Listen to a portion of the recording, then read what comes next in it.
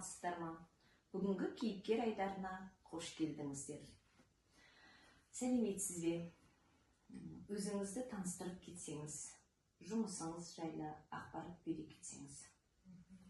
Саламатсыздар ма? Мен Тәжімұрат Нәсиба, 5 баланың анасымын. Жұмысым сол, шаштараз. Бұл салада мен 7-8 жыл болып қалды, жасап келе жатқаныма. Белгілі бір оқуды оқыдым. Негізі бұл саланы кішкентай кезімде жастық шақтан қызығам. Оқуларды оқыдым, курстарға қатыстым. Ұнайды әрине. Енді өзгешеліктері, жұмысқа бармайсың, азанмен тұрып жұмысқа деп асығып кетесің ғой. Жұмысқа бармайсың, азанмен тұрып, сиырымызды сауамыз, үйдің тірлігін істейміз, бала тәрбиесі дегенде барлығына үлгереміз. Бір жеке кәсібіммен де айналысамын. Үйдің тірліктерін бәрін істейміз. Үйдің тірлігі көзге көрінбейді ғой. Сол қатарда сол жеке кәсібімді айландырып отырмын.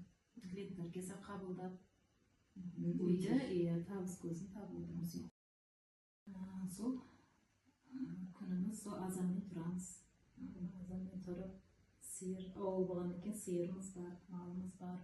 Малды шайғап, сиырды жіберіп, сауып, балдардың шай тамағын беріп, сабағына жіберіп. Әйел болған екен жұмыс бітпейді ғой, үйдің тірлігі көзге де көрінбейді. Барлығына үлгереміз. Арасында клиентті қабылдап жатамыз. Өте жақсы. Жалпы сізге қарап отырсам, қазір мына жерде сіз тек қана шаш үлгісімен ғана емес, сонымен қатар жаңағы тырнақ әрлеумен де айналысатын сияқтысыз. Осының барлығына үлгерудің бір сыры бар ма? Қандай себебі бар? Енді себеп болғанда біз ауылдық жерде тұрғаннан кейін ондай адам көп болмайды ғой, мысалға. Бір күн тырнақ істетеді, бір күн шаш істетеді. Жұмысым тоқтамайды. Сол барлығына үйреніп қойдым. Қас та істеймін, шаш та істеймін. Әйел адамға керек заттың бәрін істеймін ғой.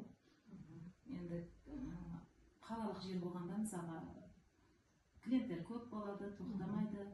Ауылдық жер болғаннан кейін сол барлығын бір күн шаш келсе, бір күн қас келеді. Сонда да Құдайға шүкір клиенттерім тоқтамайды, жетеді, Құдайға шүкір. Енді әркімнің мінезі әртүрлі ғой. Түрлі адам жолығады, енді олардың көңілінен шығуға тырысамын. Оларға қарай психологта болып кетеміз. Ұнамағанны ұнатып, көңілінен шығуға тырысамын. Әртүрлі адам жолығады. Қазақ тіліне мен Өзбекстаннан көшіп келдім, Қазақстанға.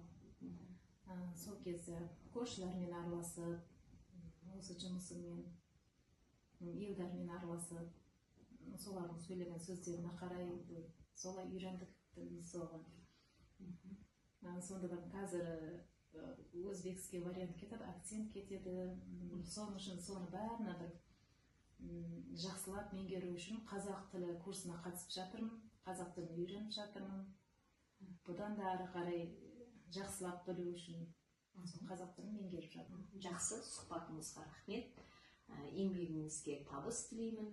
Әрқашан осы балаларыңызбен осы жұмысыңызды қатар алып жүрген сіз сондай бақытты анасыз.